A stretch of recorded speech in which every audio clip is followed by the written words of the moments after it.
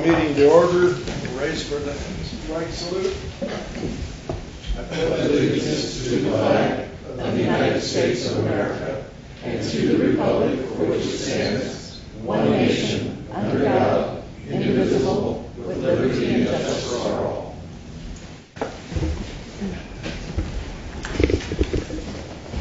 Linda, would you call the roll, please? Counselor Bolin? Here. Counselor Fisher? Here. Counselor Furlow? Here. Counselor Grizzle? Here. And Counselor Reeskamp? Here. Okay, now we'll have the approval of the council minutes from October 11th, the regular session. Do I hear a motion? Move for approval. Second. Okay, we have a motion and a second to approve the council minutes of October 11. All those in favor say aye. Aye. Those opposed? Okay, the motion passes. Now we have the consent calendar. The following items are considered routine and will be enacted by one motion. There will not be a separate discussion of these items unless a counselor so requests. In this case, the item or items will be removed from the consent calendar and considered separately. Now, on the consent calendar, we have our agenda for tonight's next meeting, Lebanon City Council agenda, November 8, 2017, and the board minutes for the Arts Commission, September 18, 2017, Parks Committee Tree Board, July 25, 2017, and the Senior and Disabled Services Advisory Committee, July 19, 2017. Move for approval. Second. Okay, we have a motion for approval and a second. All those in favor say aye. Aye. Opposed? Motion passes.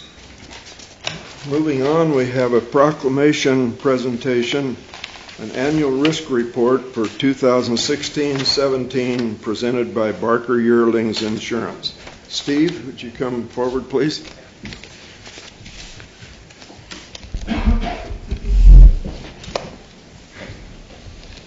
Good evening. Good evening, Steve. Annually, we come before you to review the insurance, both the property liability and workers' compensation for the City of Lebanon for the past year, and kind of give you an overview of where you stand.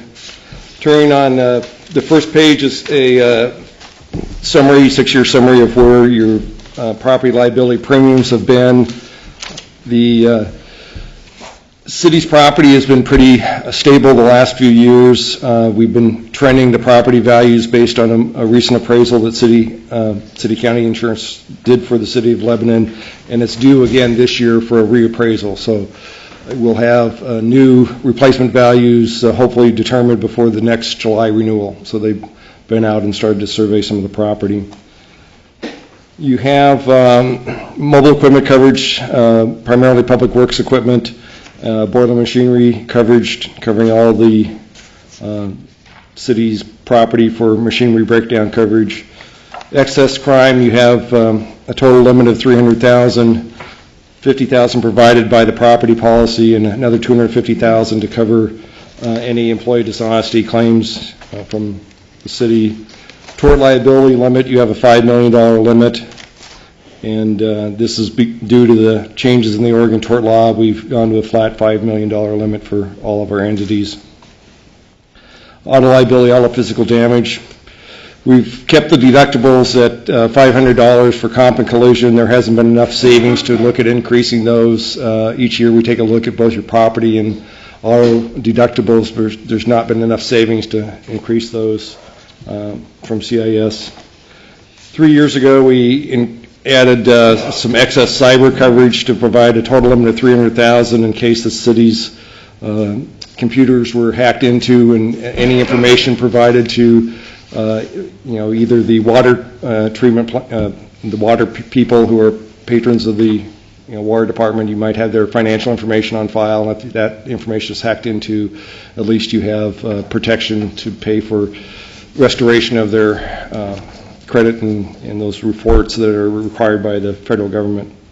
We have a separate city manager bond and a limit of $300,000, and we had been bonding the finance director on a separate bond, but right now that's an open position. Tina is currently covered under the general excess crime policy, so it's just the city manager and the finance director himself of who we've had bonded, and we're just leaving that open until someone fills that position. We have a volunteer action policy, provides $10,000 primarily to pay for any deductibles or co-pays that any volunteer has if they're injured while they're volunteering for the city of Lebanon. And we have one underground storage tank that we provide that's required by the EPA and DEQ for $1 million on that. Your property, you've had no losses in the last 5 years from property, so it's been pretty stable from that standpoint. We did increase the deductible in 2013 to $5,000, and every year we take a look at what the savings would be to increase it to $10,000, which is the next level up. Just hasn't been worth the savings, so we just left it at the $5,000.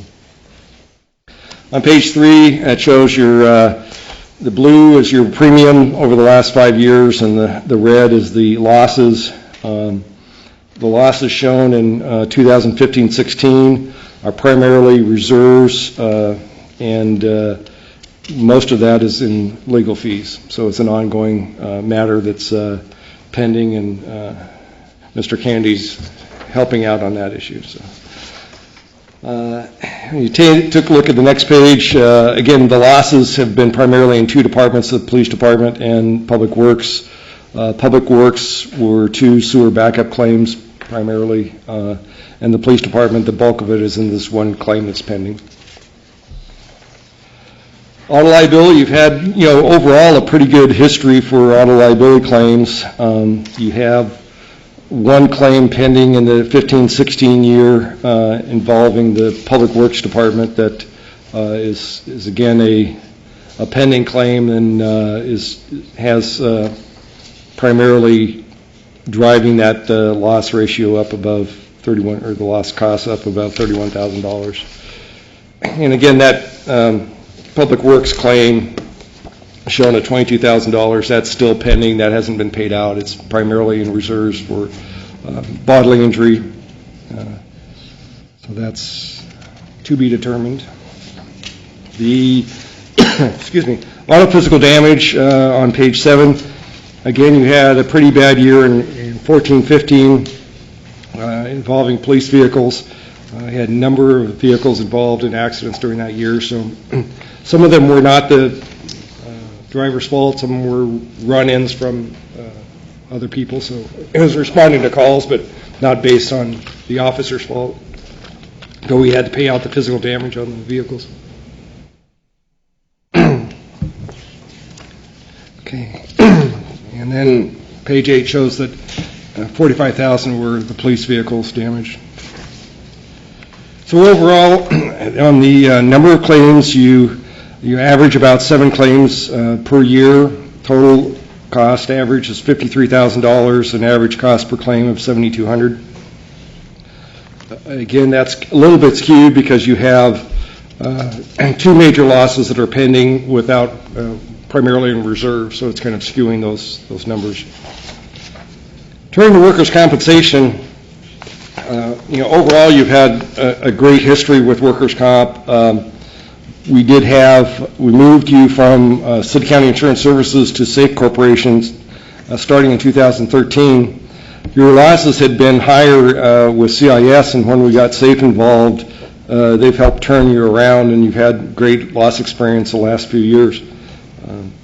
In the 16-17 year, total claims were 5 compared to the 12-13 year, you had 18 losses. So again, it's great turnaround and great help from the HR staff and keeping those losses, helping keep safety first in the minds of the workers.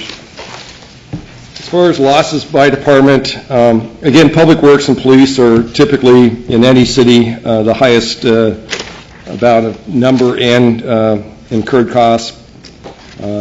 Public Works is primarily lifting and strains are the things that hit Public Works. And police, it's usually in arrest, trying to wrestle someone to the ground, sometimes gets injured, so which is not uncommon. So pretty much your trends are following what the other cities and counties are seeing in the state of Oregon. Any questions? comment? Yeah. Gary? Just wanted to expand on Steve's comments about our workers' compensation insurance. A huge reason why we've had good experience is because of our safety program and the success we've had there with, I think in the last 4 years, we've had one case where we had lost work time because of an injury. That mentality came about because of the culture we've built around our safety committee, the training we've provided to our employees, and the fact that everyone kind of gets it on the staff, and we're looking out for each other, and we're working safely. And that reflects in the fact of so few claims that we've acquired over the last 4 years. That pays off in a financial way that I think is very important. If you look at our premium that we were paying in 2014 compared to now, it's $47,000 less. And in addition to that, we're going to be receiving a dividend from the workers' compensation of a little over $30,000 this year. So when we say that safety pays, it really does, to the tune of about $77,000 this year. So that's a credit to our employees, the fact that they're working safely.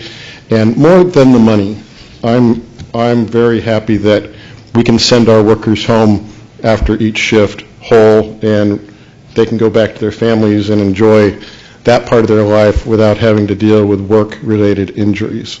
So just wanted to shed some light on that because it really is good news. Yeah, I think the safe dividend check shows that you've been acting, great with your employees, that changed the tune, and I think it's reaping good benefits. So even keep going down farther in future years. So thank you. Okay, thanks. Yeah, do you have any questions for Steve? No? Okay, thank you, Steve. Okay, next on the agenda is the public comments session. Council welcomes all respectful comments regarding the city's business. Citizens may address the council by approaching the microphone, signing in, and stating their name and address for the record. Each citizen is provided up to 5 minutes to provide comments to the council. The council may take an additional 2 minutes to respond. The city clerk will accept and distribute written comments at a speaker's request. Do we have anyone in the audience that would like to come forward?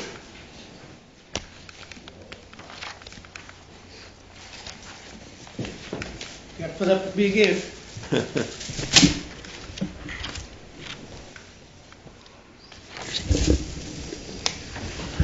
My name is Thomas Pouliot, and I live at 1350 William Street, Lebanon, Oregon. I have a couple of things.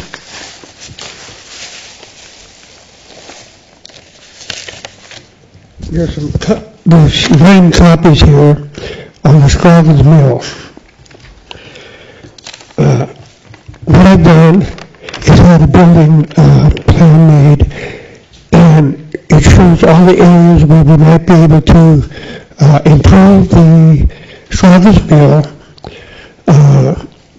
help them get that back on track with the museum or whatever we're going to do with it.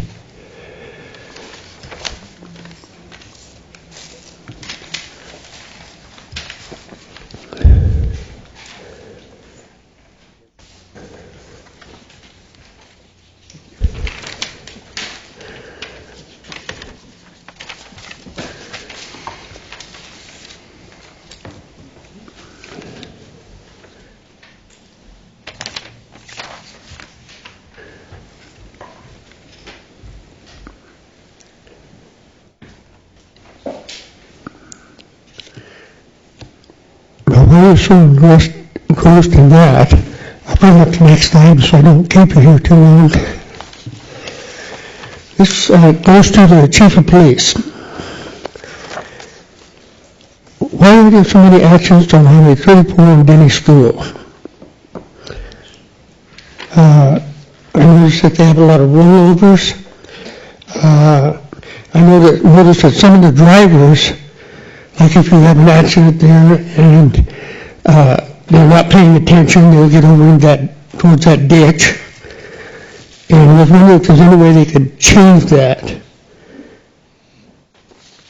There's no way that ODOT or anybody could change that access or... Good question. Okay. Well, that'll be it for tonight. I thank you very much. Thank you, Tom. Thanks, Tom.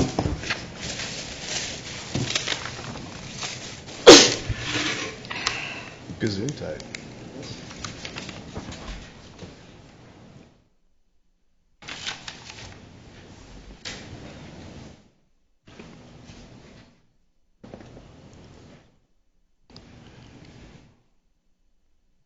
Would anyone else like to come forward at this time?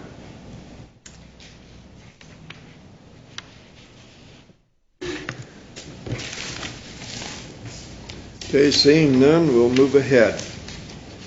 Now we'll open our regular session. Number one is the Boys and Girls Club, Old Library Lease Renewal. Okay, and that, Gary would like to speak on this first, so we'll go to City Manager Gary. I just wanted to spend a moment to relay to the council that the staff report was provided to Chris Latimer. She's on vacation this week, was not able to be here. She reviewed the information, wrote back to me and said that she thought that that was all a fair assessment and she was agreeable. And I wanted to convey that to you since she couldn't be here to voice that herself. But I have asked Trey to present the report tonight, so I'll pass it on to him now. Thank you. So we've tried to fairly extensively provide the council with not only the background but an analysis of the current lease.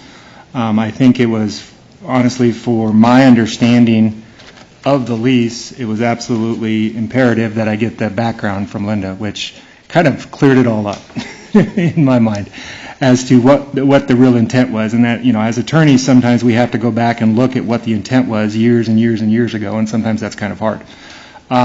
But it's also not very often that we come to the council and recommend that you do nothing with a 4-page report.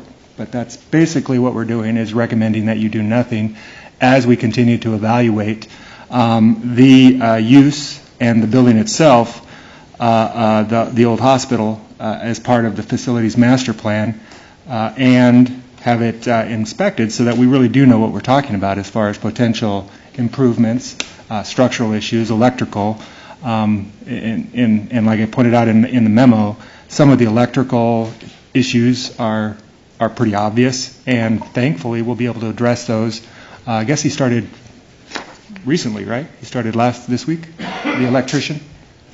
Yeah. So we actually Our in-house have electrician, yes. Yeah, so we actually have, the city now has an electrician, which is going to help a lot.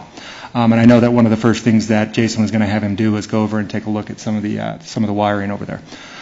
So that's basically the report. It's that you let the lease, which does continue even though it expired in 2015, as both parties allow the lease to continue under the same terms. It basically continues on a year-to-year basis. But given the 60-day no-cause termination, you could really look at it the same way that it's a 2-month lease, 2-month continuing lease, because anybody for any reason can cancel it, which is, I think, part of the goal of the original drafters and the council in approving it and the club in renting it. So with that, if you have any questions, I'd be happy to answer them.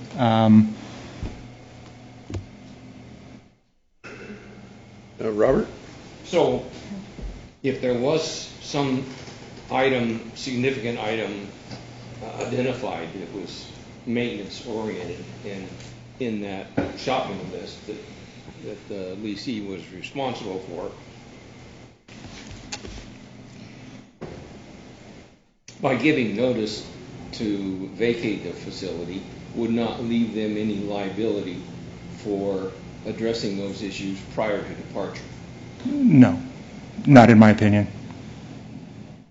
I mean, as a practical matter, the club, two parties that have a great working relationship would get together and talk about it, and then decide how to proceed. And as I suggested when we discussed this last month, the Boys and Girls Club is aware of those issues in the lease and acknowledge that they were comfortable in continuing to sign the document to go forward. So I propose that we continue to do that based upon their request and this report. Is that in the form of a motion, Robert? Yes. Second. Yeah, I mean, I don't think you need a motion, but it doesn't hurt either. If you wanted to move that the staff be directed, it can just continue the current status of the lease, that's fine. Okay. Do we have a second? Or Second. Jason? okay. You've all heard the discussion here by Trey Kennedy. All those in favor of staying as we are for the time being while we look into things, say aye. Aye. Those opposed? Okay, we pass. So we'll go on as we are for the time being. And clearly, once we have more information, not only will we, bring it back to council, but I think it's probably going to be brought back as part of the facilities plan as well when it comes back. So the council will be hearing more about it as we proceed. Okay. And Gary, what's your time frame on that facilities plan review? I hope to have the proposal in front of you to proceed to advertise for consultants, probably in the next 2 to 3 months. Yeah, and just to remind everybody, that is one of the council's goals. And the primary objective of the facilities master plan is City Hall. And that's what was identified by the City Council. The building on 2nd Street really is not anticipated to be a part of that, but it could be collateral in addressing needs that may come up through that study. We're basically just keeping our options open with all of our properties at this point to see where we go.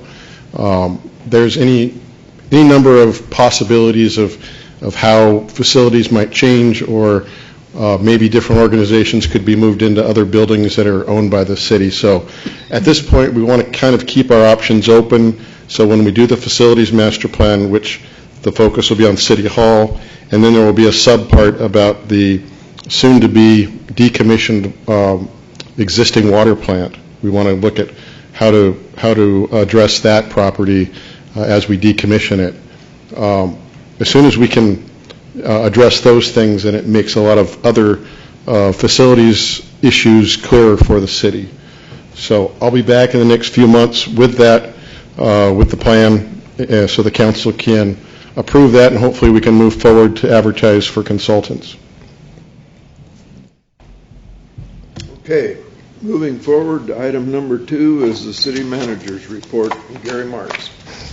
Well, my report is in the packet, and there are 2 things that I want to address tonight.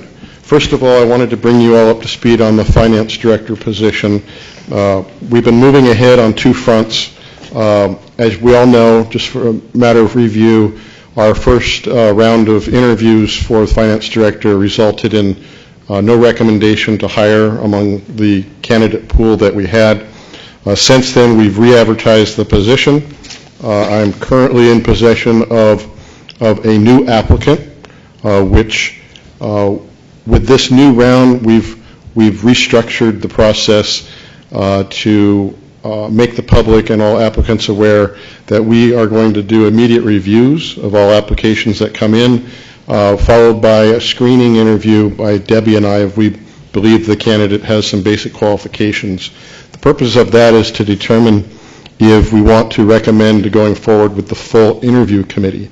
The idea here is, rather than wait 5-6 weeks to go through a process where all candidates apply by a certain date, as soon as candidates apply, we'll be able to review that in the interest of the possibility that a well-qualified candidate makes themselves known. We're able to interview them in the short term and maybe make a hire, all in view of the fact we've been without a finance director for a while. Now, with all of that in view, and understanding that we haven't had a director for a while, the second front that we're moving forward on right now is to contract with an interim finance director.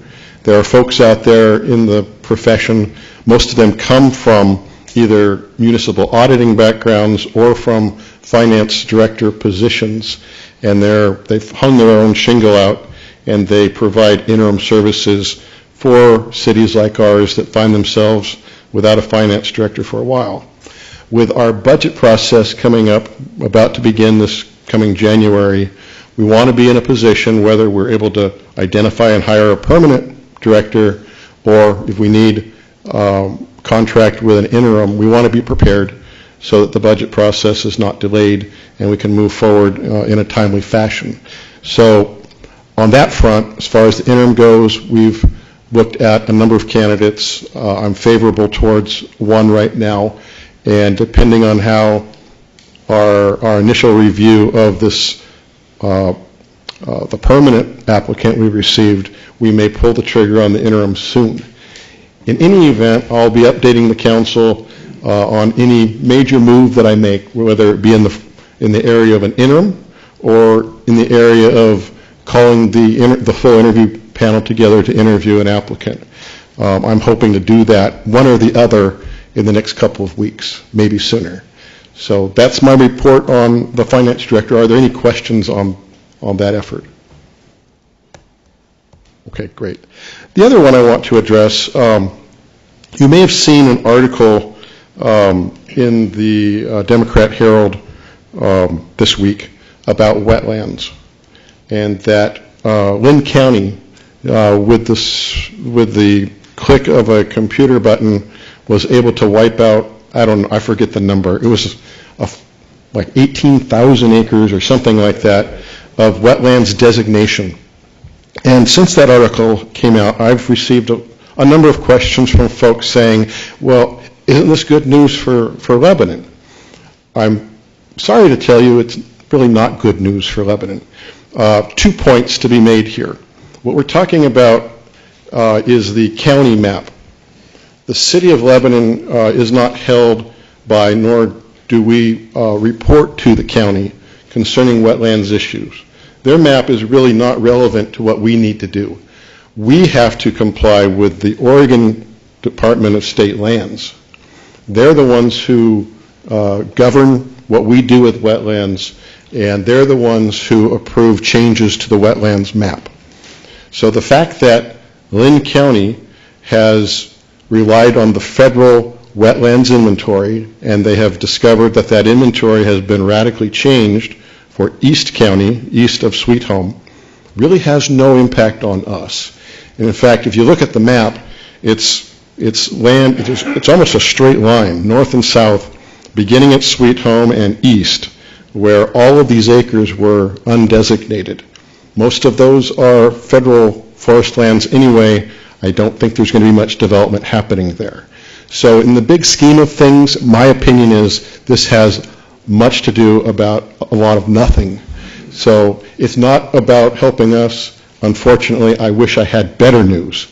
But since I'd received so many questions about this, I wanted to address that and clarify that for all of us. Now with that said, there probably is some news coming forward soon about wetlands for Lebanon, and that is the process that we've been engaged in for some time now and been delayed because we had such a wet year this past rain year, the last winter and spring, and we all recall the record rain we had. That was not the right time to be doing a wetlands delineation. Since then, since through the summer and into the fall, that work has finally been able to take place.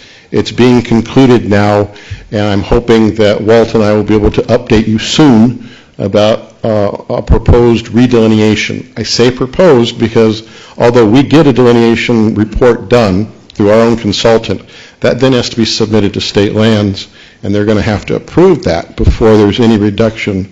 And we do believe by looking at the preliminary reports we've received from our consultant that we will see a significant reduction in our scientifically designated wetlands.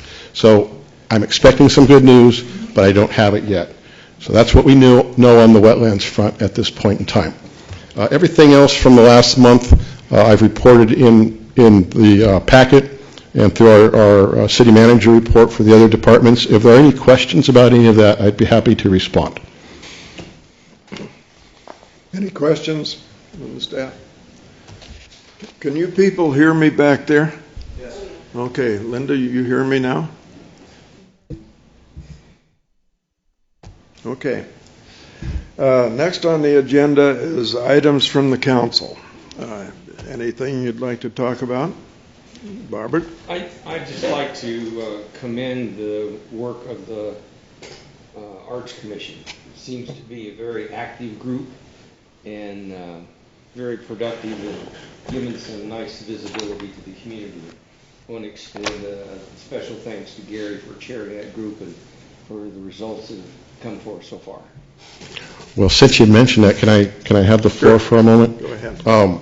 The Arts Commission staged our first public event 2 Saturdays ago. We had our Ghouls and Growls dog Halloween costume contest.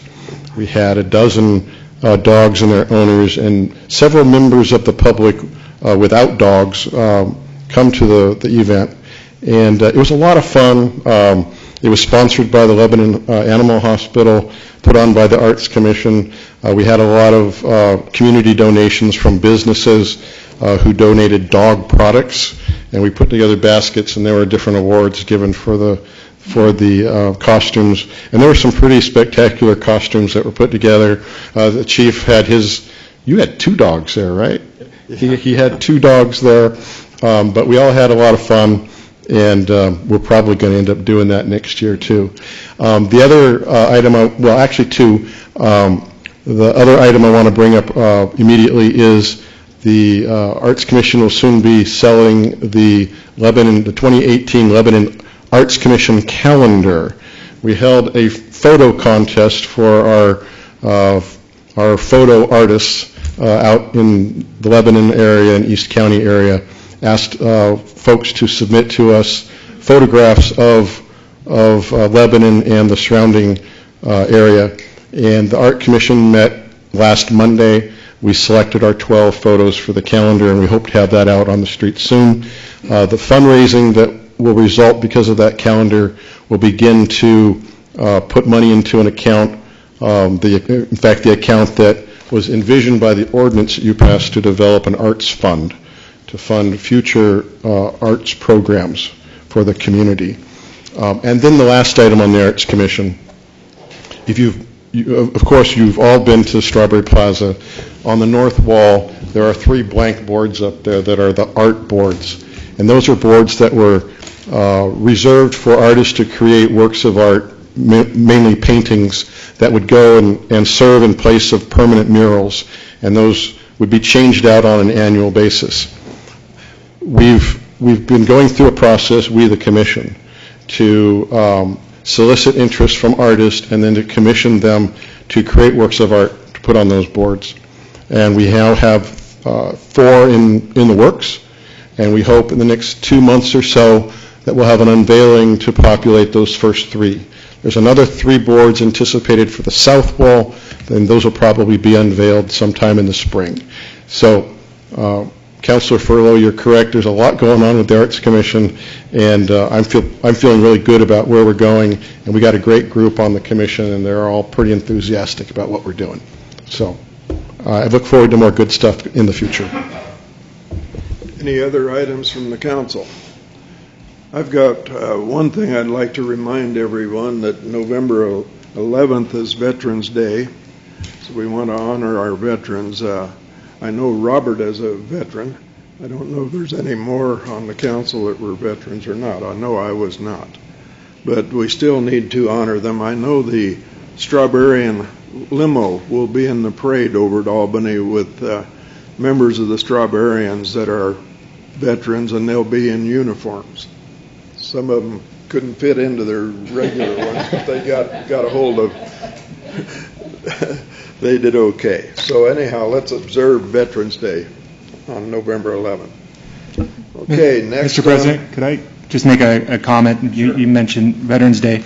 I just want to inform the council that last night at a ceremony over in Albany, Lebanon's own Cooper Brooks was named the junior first citizen for all of Lynn County. And the reason it made me think of it was one of the things I remember so much about this young man was he organized a military appreciation night at a basketball game last year, and it was far and above one of the most appreciated and best events I've seen at a high school level. And I know they talked about it during the presentation and during a video they did for him. He's the son of Nick Brooks, who serves on the school board and is also at Weyerhaeuser, and Corrine Brooks. And, you know, I think as a community who celebrates athletics quite a bit, and he is an athlete, but it's so, it brings chills to me to see an accolade like that for a Lebanon kid that's worked so hard and is such an outstanding kid in our community. So I just wanted to, it made me think of it. I had meant to do it earlier, and I just wanted to comment on that. Thank you, Trey. Yeah, I've read articles about this young man, and he seems to be very deserving of it, so I'm glad that he got the award.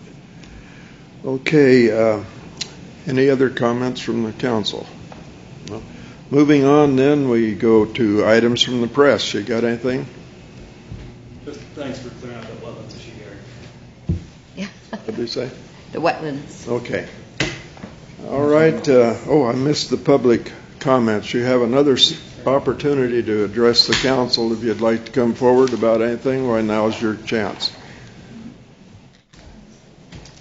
Okay, seeing none, we'll move on here. Our next scheduled council meeting, December 13th at 6 p.m., the regular session, and January 13th, 2018 at 6 p.m., our regular session.